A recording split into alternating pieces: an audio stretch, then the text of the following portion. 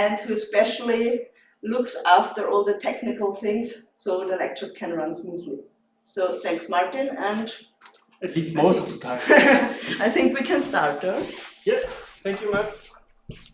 Okay, then it's on me. Thank you very much. Thank you, Martin, for inviting me. Thank you, Sarah, for hosting us this evening and for your engagement with regard to the Scientists for Future. Yeah, I'm obviously very happy to be here. I'm happy to sit or to talk in front of real people. Thank you very much for coming, for showing up. It's been such a long time with only online lectures, and as I said, I'm pleased that we can meet in person today. Nonetheless, also very good evening to those who follow us online. Yeah, maybe one sentence also to the current situation. I'm very happy to be here, although it is difficult to be entirely happy these days. The horrible events in the Ukraine, yeah, it leaves us somehow speechless, and yeah, many people say nobody saw it coming.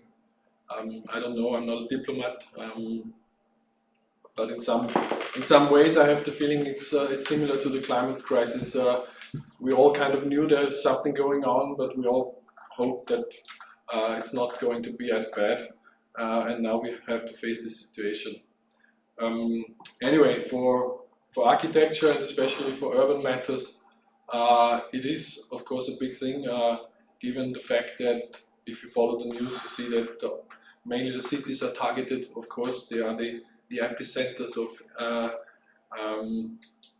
yeah, of the cultural, of the political, of the economic lives of countries, and yeah, my thoughts and our thoughts are certainly with the innocent Ukrainian people, and yeah, I'm afraid it's going to take a while to reach some kind of normality again, which is really sad, given that we live in the 21st century. Anyway, I've been asked to introduce myself. My name is Sigi Atteneder. I'm a teacher at the University of Art and Industrial Design at the Hauptplatz in Linz. I'm head of the architecture department there. I'm a trained architect myself. I studied architecture in Linz. I've been to Hong Kong for my studies. I did a PhD in London then, and now I'm back at the Department of Architecture. Next to being head of the department, I'm also responsible for a studio that is called BASEhabitat, and this is what I'm going to talk about this evening. BASEhabitat is one of the 4 design studios, as we call them, within the architecture department, and we, as Sarah mentioned it, we do care for the environment. We try to make a positive impact, and this is more or less the content of the lecture tonight. So this is what I already said, one of the studios of the Department of Architecture at the University of Art and Design in Linz, basehabitat.org. You can find all the information there in case someone is interested. What we do is, of course, teaching. Since we are at an academic institution, we do teaching, but this is not all. We also run workshops for people from outside academia. We do a summer school every other year. I put here the third mission, especially it's important for all the universities, but especially for us. It is important to go outside to convince people that what we do is important, to invite them to join us for workshops and to learn how to do certain things I will come to later on. We do research, and one of the main pillars of BASEhabitat is also we do construction sites and projects. That means we not only design buildings, we also actually build them with our students, with people from communities. But this is very important for us. We don't want to work for the shelves. We would like to actually implement what we design. Not all the designs we do, but many of them. Yeah, just a quick overview.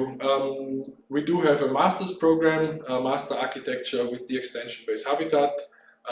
It means that people who study architecture for the bachelor's degree can apply to us and can apply for this BASEhabitat master. It is about 4 years old, the program. We started in 2018. Before that, there was just like freelance projects within the architecture department. Starting in 2020, we also run a postgraduate architecture degree that is for professionals who already have some work experience. It is very international. We have students from Chile, all over Europe, to India, Southeast Asia, and so on. So international 3 semesters, and we are going to start with the new people coming in April. We don't have a bachelor's degree, as I said before. Bachelors, or we invite people who have their bachelor's earned in architecture at some other university, or of course at our university. And finally, we also have PhD positions, so that's kind of the crossover between teaching and research. It is very much about material science. I'll get to that later on a bit, or you get a taste of what we actually do. As I said before, it's not only the strictly academic programs we have, we also have a summer school. As I said before, we are normally in Altmünster, in the beautiful mountain region of Upper Austria, at the agricultural school there, with the Traunstein right in front of us. So it's a very nice scenery. And again here, very international. We have had people from 50 different countries already in this workshop. And again, what you see on the picture here, for us it's really important to do hands-on stuff. As you can see, samples with earth in terms of different parameters that we want to achieve. And the summer school is not restricted to architects or people from the construction industry. We have artists, we have young people who just want to learn a little bit about these materials. Everyone's welcome. Main emphasis, of course, first of all, climate justice, and in parallel to that, the social justice. It's very interlinked and intertwined, as we believe. So it's clear that the two have to go together. So this is something I just put it up to remind ourselves of what's going on. I don't know how much I have to go into this in depth, but because you guys know about it anyway, we have wildfires, we have floods, we have droughts, and we have all sorts of problems. We lose biodiversity, so it's really time to act, and it's time to act now. Why do we think that building activities or architecture may have a certain role in all that? If you look at the graphs here, you can see that the existing buildings and the construction industry account for a very large share of the global CO2 emissions. The top one is the energy consumption, 36%, and the lower one is the CO2 emissions, almost 40% of the carbon dioxide are emitted by buildings or by the construction industry. This means doing better does make sense and has to be done. I've put up a few examples in order to give you an idea what it all means. For instance, cement.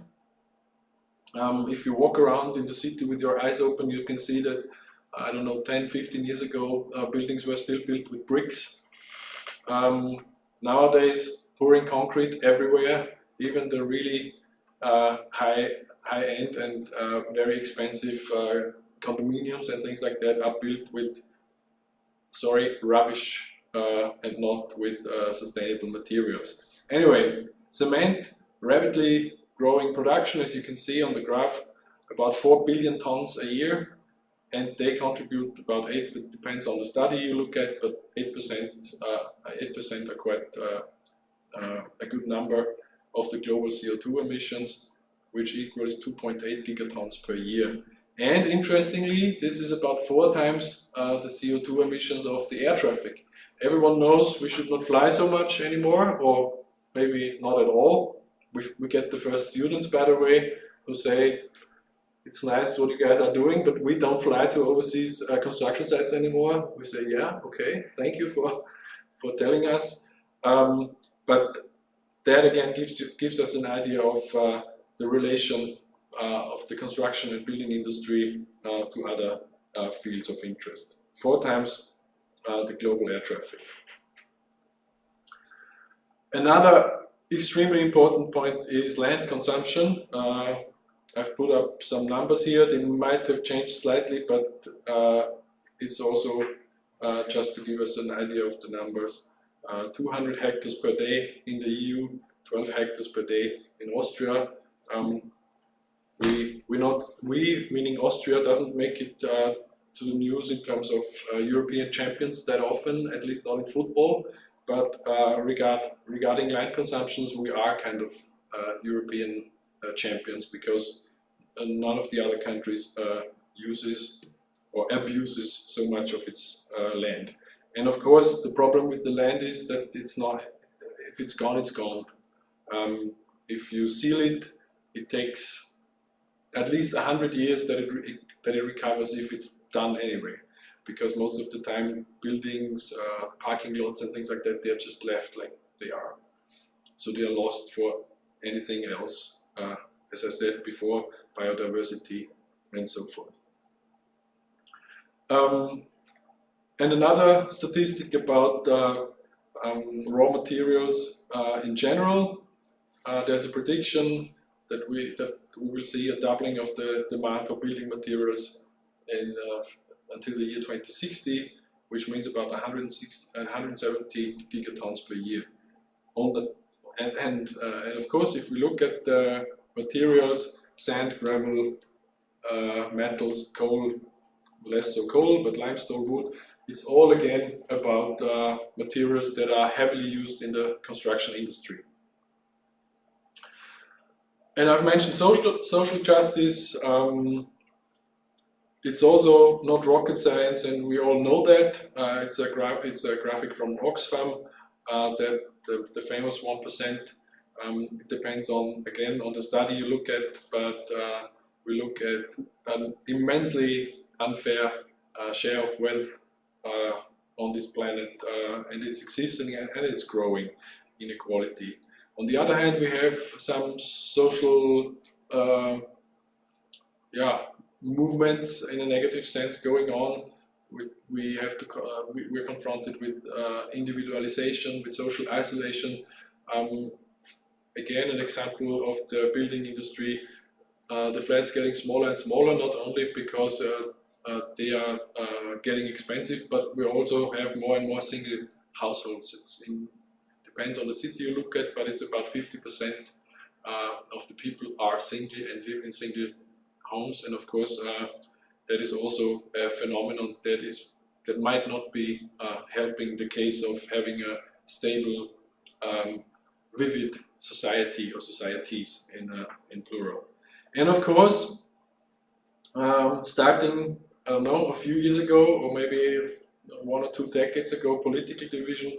If we look at the despots around the globe, from Bolsonaro to Erdogan, Putin, and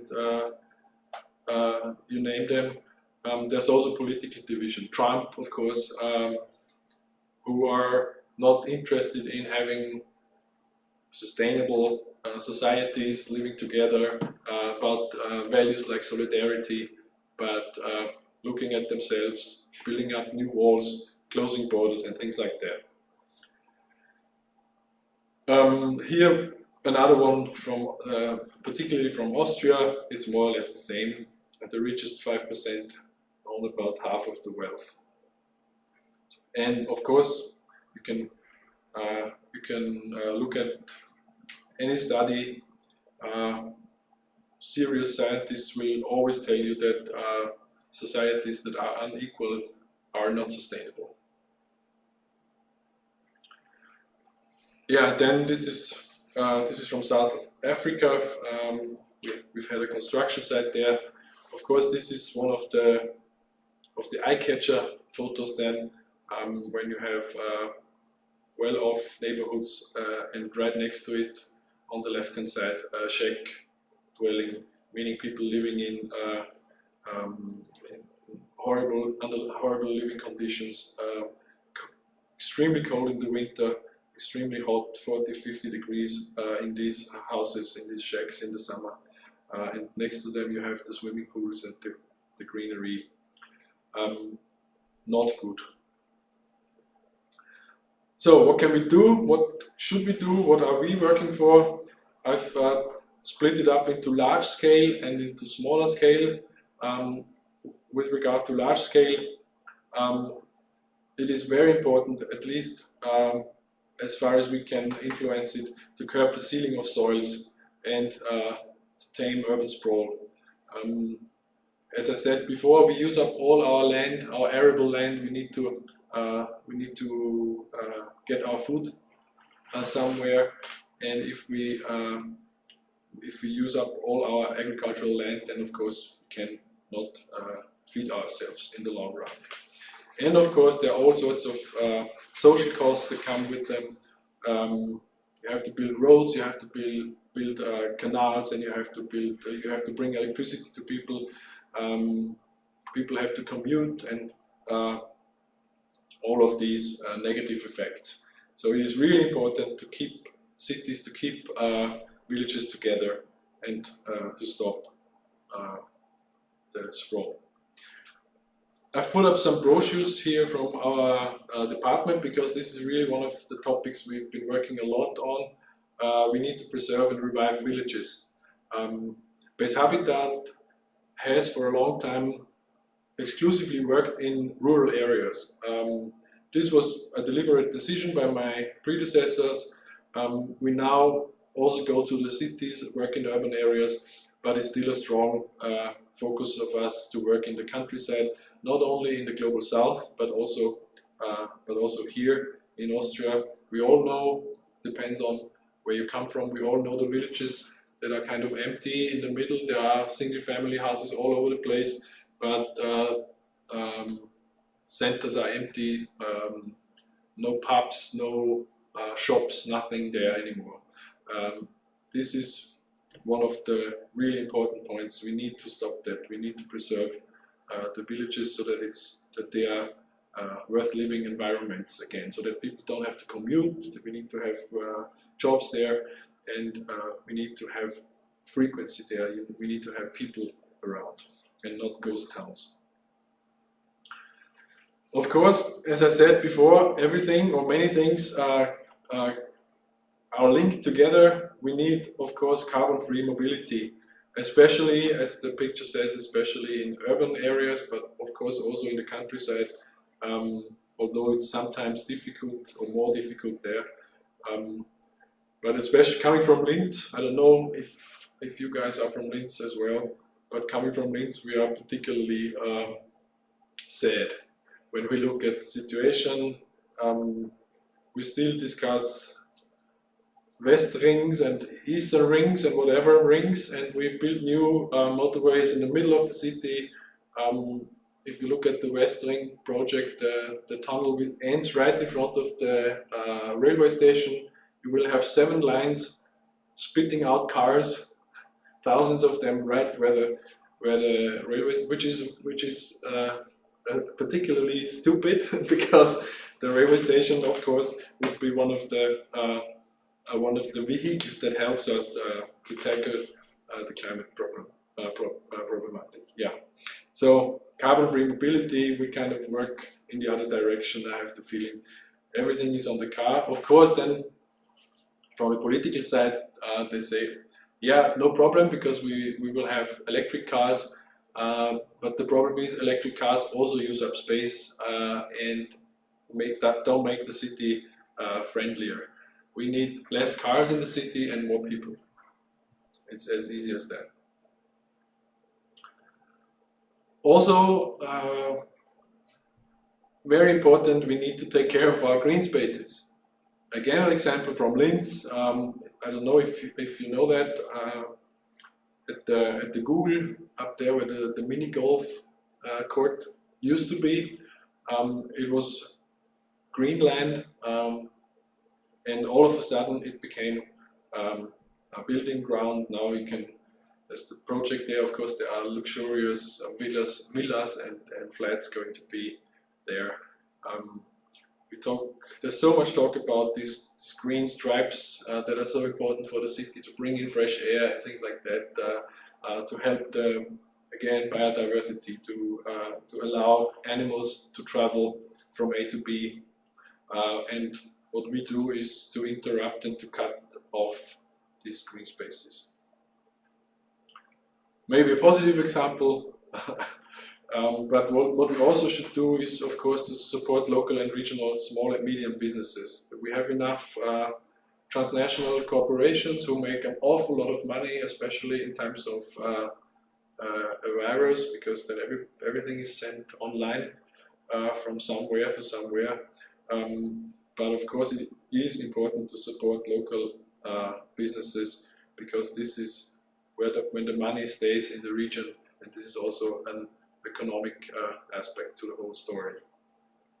And again, this is not only, in this case it's Upper Austria, but of course it goes for the whole globe, and it's also one of the aspects we look at when we do a project at BASEhabitat.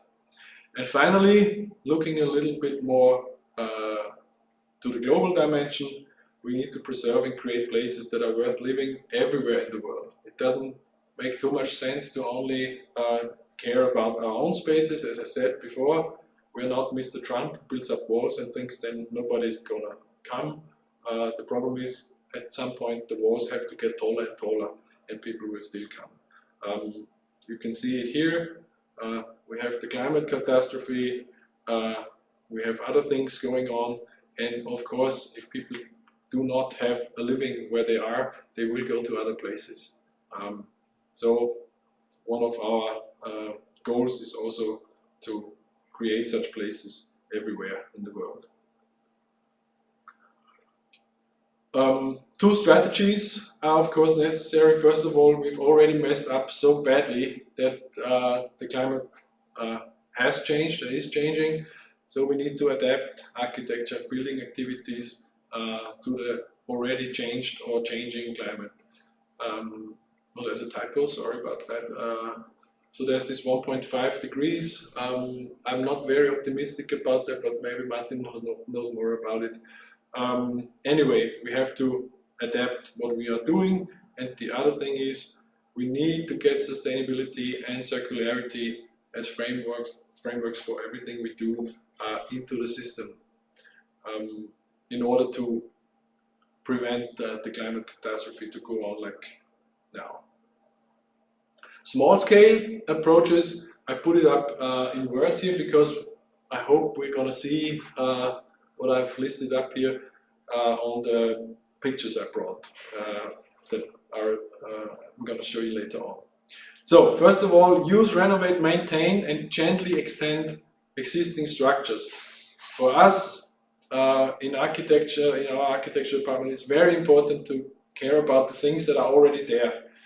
I don't know if you've heard about gray energy. If you produce something that's gray energy in this, even if it's a bad building, even if it's ugly, it's still worth renovating it, because there's so much energy in this and so many resources that it's worth keeping it, unless it's almost collapsed. So one of the premises of our department and of BASEhabitat is to take care of existing structures. This is very important. This has to be one strong pillar of sustainable architecture and construction. Next one, we need to have a thorough examination of the site and of the orientation. It's important to take care about the wind, the sun, shading, green spaces, and so forth. We used to say good architecture does take care of all that, but of course it's not always the case. And maybe at this point another little excursus. Only about 10% of the buildings are actually planned by architects. Nobody knows that, because if we see things standing around and the architects are blamed and say, oh, the architects, they've come up with ugly buildings and things like that again. But the problem in Austria is that the Baumeister, the contractors, they're also allowed to act like architects. And if you go to a local contractor, say you want to have a single family house or you want to have this, they can draw a plan and submit it to the authorities and actually build it. So a very small number of buildings are actually designed by architects. Of course, energy saving, planning, design and building. We need to take care about heating. Cooling, meanwhile, is much more important than heating. Heating, we have more or less, there's lots of different systems and they work pretty well. But now the big thing is cooling. The last 2 decades, the summers have gone extremely hot, and so that also requires some rethinking of what I said before, orientation, south, north, and things like that. Air conditioned electricity, of course. Grey energy, I've already mentioned. We need to focus on low energy building materials and techniques. Another idea of BASEhabitat is to use local, simple, and recyclable building materials. Something that is kind of starting, I don't know if you've heard about it, but there are more and more, in German it's Bauteilbörse, there are more and more platforms coming up where you can buy used building materials. And at least, I don't know of any in Austria, but in Switzerland and in Germany you have them. So there's an online catalog, you can choose your, I don't know, bathtub, beams, wooden beams and things like that. Of course, this is necessary and important. Again, linking to the first point, there's so much material around and it's a pity to burn it or to just dump it somewhere, because it also has a value. It has been produced, there's energy in that, and we need to save that and to make the best out of it. Of course, we need to use digital tools, although I'm a little skeptical about the terminology, but we need to use smart technologies, BIM, building information modeling. Maybe just quickly, for those who don't know, with BIM, for instance, you can do lots of calculations already in the planning phase. So you can basically everything is planned and you have everything under control, all the data, for instance, for the whole lifespan of a building. You know very well how the building will react, how much water you can collect, for instance, and things like that. So everything is automated, and what the costs later on are for dismantling it. So this is all possible now, and digital tools can help us with that. Again, linking to other points, no waste. The substances should be seen as resources throughout their lifespan and not as waste or as dump, as I said before. And again, more on the social side, we need to have esteeming and well-paid jobs. Especially in the building industry, there are partly horrible working conditions. If you look at the football World Cup in Qatar, what we've learned, so many people have died, so many people live and work under terrible circumstances, and of course the construction side, the construction industry is one of the big players here. And finally, we need to have, as I said before, good architecture and a culture of building. I've mentioned the the buildings that are being built right now. Again, maybe after this lecture or after this talk, you can go and look at the buildings that are being built at the moment. It's really horrible. I have a past in the construction industry. I've worked myself on the construction site, and it's heartbreaking to see how this is all made. It's really terrible. It's crap. So much from the materials to the working ethics. It's really horrible.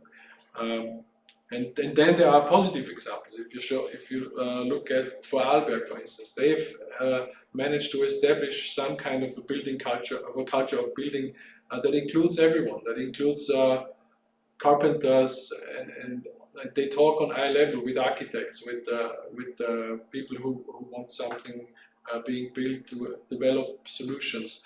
Again, it strengthens the villages. It strengthens local businesses, and this is something we actually should get to. Okay, getting to construction sites, projects. I think I didn't even ask about how much time I have. Is it still okay? Roughly 1 hour. Okay. So our construction sites. I've put up these 3 pictures as a starter because it shows some of the different techniques that we use. On the top one, you can see a construction site in India where we've used adobe bricks. Adobe bricks is more or less earth that is put into a mold and that is left on the field and is dried and is sun dried. That means they're not burned, and it means there is no additive. It's just earth. They are dried, and you can put them up, as you can see here. And if the building should collapse, they are going to be earth again. Nothing toxic, nothing problematic about it.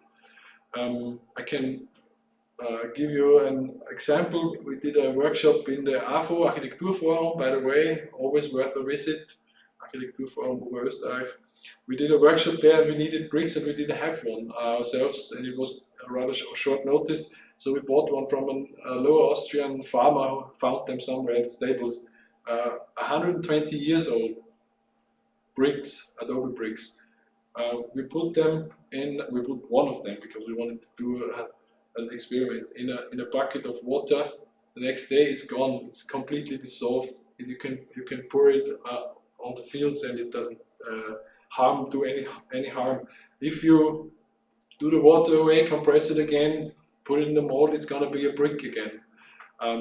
So this really shows how valuable the material is.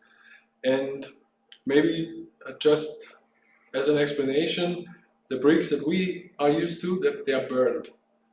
So more or less the same material, more or less, but they are burned, and there is a double problem. First of all, of course, the firing takes a lot of energy.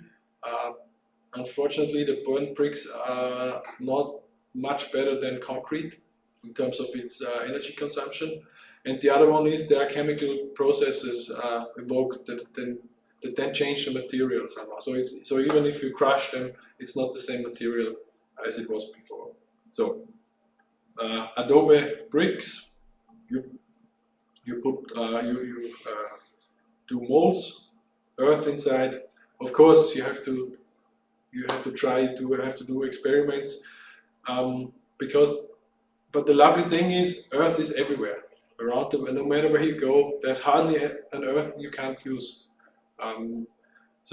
But then you have to do tests, and you have to find out the mixture. Sometimes we mix it with rice straw, for instance, or other rice husk, rice schalen. They work as reinforcement, like iron bars, for instance. Okay, center. The lower center is a so-called Wella-Bau. Wella is, you can see the, is it oxen? I don't know, or cows. They are actually mixing the mortar, So it's again earth mixed with straw, and then you just put it up on top of each other, and then you cut it down. You need a little more width of the wall, about 50-60 centimeters, but then it's a solid wall again. So you just stack the material on top of each other. Right hand side is a project from, here we will see another photo later on, it's a project from Steyr, and this is rammed earth. It looks a little bit like concrete, and it's more or less the same technique. So you put up a framework. Those of you who have seen construction sites, there's usually aluminium framework, Kellerschalen, and then you put in the material, as you can see, about 10 centimeters, 12 centimeters high, and then it's compressed. There's machinery for, you can do it by hand, but there's machinery for it. And if the mixture is right, if you can find the right soil, the right earth, it's really hard. So it's almost as hard as concrete. The problem is, and that goes for all of these techniques, the problem is it cannot get wet. If it's wet, it collapses, because I told you about the bucket of water, of course. But that's not a problem, that's just a problem that can easily be fixed by architecture. You protect it from rain from above, you protect it from moisture from underneath, and then it's not a problem. We have, even in Austria, we have farmhouses more in low. In this area where we are, there's more granite in the Mühlviertel, of course, but in Lower Austria, you have farmhouses that are 400 years old, made of earth. They still stand, they're perfectly fine. The problem is just when they start renovating it and using cement and using concrete and fiddle around with the roofs or anything, then it's a problem. But if they are well maintained, super material, super strong. So rammed earth. And of course, I've mentioned the social aspects. In the development industry, I might even say, is always a discussion about should we do what we are doing, should we go there? Of course, there's the problematic about the past 100, 200 years, about the colonies, about the white people from the global north go there and tell people what to do. We try to be very sensitive about that. We try to include communities. We try to, before we even start, go there, talk to people, include them, tell them what we are planning to do, develop what needs to be planned, what needs to be built together with them, and of course then involve them in the construction activities, because as I said before, most of the time we've been to rural areas, really poor people, almost no jobs, so we also try to use it as a job or economic engine, including people. Yeah, this is more or less the birthplace of BASEhabitat. 2004, 2005, we've built a home for handicapped children in one of the townships. You saw a photo before, in one of the townships of Johannesburg. Maybe a little information about how this actually happens.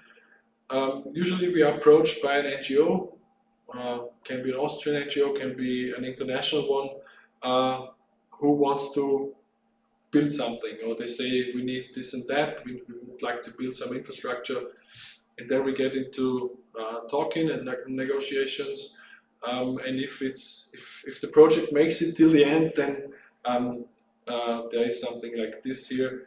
In this case, we've built some therapy rooms and a kitchen unit and a veranda, as you can see on the left-hand side. Yeah, as I said, this was one of the first, or actually their first projects. BASEhabitat wasn't called BASEhabitat then, but it was the start of it all. South Africa, meanwhile, we have projects in South America, Africa again. It's gonna be difficult because we were in Congo, and if you have war and other things going on, then we cannot go there, of course. We cannot risk the lives of students and of our staff. In Europe, and of course in Asia, India, there will be some projects later on. This is Bangladesh. This is the famous Metis school of Anna Heringer. I don't know if the one or the other of you have heard of her. She got an Aga Khan award for her school. Anna studied architecture at our university some years ago, and this was her master thesis, more or less. She used to be in Bangladesh as a social worker before, and yeah, this is maybe a little information about the project. There's very often a focus on children and on young people, because we think, of course, that they are the main, or they're one group who might pick up on the idea, or easily on the ideas that we try to get across. And maybe one last word to this photo here. We, depending on where we are, we also use a lot of bamboo, because it's very cheap, it grows fast, it is natural, recyclable. You just cut it down and put it somewhere. It's gone in a few years, and it has incredible strength, almost as strong as steel in some terms. So it's a fantastic building material. The thing is, we only use it where it actually grows, of course. I mean, we do have some bamboo in Linz, but it's just for workshop reasons, because we don't want to ship building materials across the globe as all the others do. But it's a fantastic building material. If you ever come across it, try it, feel it. There's so many different kinds of bamboo. It is fantastic. Yeah, that's the inside. This is a BASEhabitat project in the north of India, at the border to Nepal. It's a community center and teachers' home. This is a leprosis village, actually. So it's the poorest of the poor people.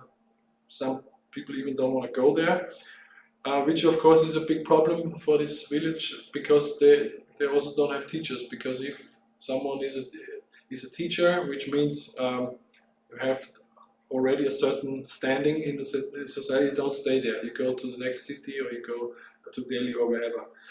So what we did is to build units for teachers, so that they can attract teachers to stay there, or to come even to the village. Because of course, if you can offer nice living conditions, then it might attract people, and it actually worked quite well. As you can see here, again, adobe bricks, loam plaster, earth plaster, and top floor again in bamboo. Yeah, as I said, we try to include local communities, local businesses. This is for instance, something that can easily be bought, so to say. You just do a mock-up, you build one, you say you need 20 or 30 of this, can you please make it for us? And this is really a very positive side effect, I would say, of our activities. This is another project in the same village, more or less. This is housing units. We have built 9 flats for families who used to live there.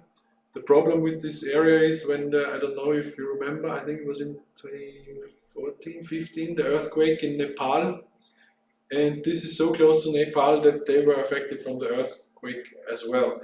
And of course, the already difficult living situation got even worse, because the humble shacks and dwellings they've had, they all collapsed in the course of this earthquake.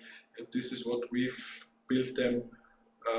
And as you can see, I mean, might not look like much, but this is architecture. You have something like a village square where people can meet. You have semi-public spaces. It's already part of the house, but it's also part of the outside. You have to, of course, take care about local cultures of customs.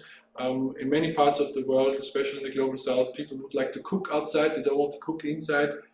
First of all, the climate is so that you can easily cook outside because it's not cold. And the other thing is that you don't have all the tastes and all the smell inside of your flat. The same goes with bathrooms, toilets, and things like that. There are many places where we have a toilet a little away from the actual living units. These are all things that you need to learn and you need to discuss and find out in the course of developing a project together. We saw a photo of this before. This is the rammed earth wall again. This is a garden pavilion in Steyr. We did for a little garden community there. It's mostly recycling material. You see pallets there, and you see earth is more or less from there. We have these sheet. These sheets are from the university, from our university, where we did some refurbishments and we saved the material in order to use it somewhere else. Again, there's also even a more social aspect to this, because there used to be, this is in Glank, there used to be migrants, a lot of them from Afghanistan, who were accommodated there, and they also helped working in the community garden. And they did have a place to go when there's rain, or to wash the vegetables and things like that. So we've planned and built this structure. And this is the last photo I have. This is from the botanical garden here in Linz. Fritz Schwarz, the director of the botanical garden, asked us to also build a small pavilion for them. There's this part of the garden, there's the natural garden, and he wanted to have a structure that somehow that can be used as an information center, but that sort of fits the environment. So what we did is just to stack up wooden beams on top of each other, so it's very airy, but it's a super atmosphere. I really invite you. You should go there. Maybe not now because it's still very cold, but as spring comes, go there and see it. It is a fantastic building. No footprint, literally, because there are no fundaments. There are screwing fundaments, so there's no concrete involved. You can take that all away, go somewhere else, and you won't see anything left. Okay, so I think I'm at the end of my talk.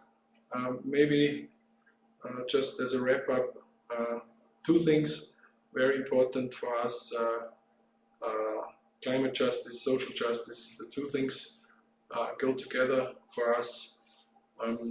We try to do our contribution, as we have seen in the first slides. There's a big lever in architecture, in the building industry, the construction industry, and we are a small unit, but we are growing. Our courses are filled up quite quickly and easily, so more and more young people are aware of the problems we are facing and are ready to do something. It's really cool to actually build your own design. It's one of the very few architecture schools that offer that. There are more and more coming up, but we are BASEhabitat. So thank you very much, and I think I'm still here for questions. Thank you very much. Yeah, I will just join you, right?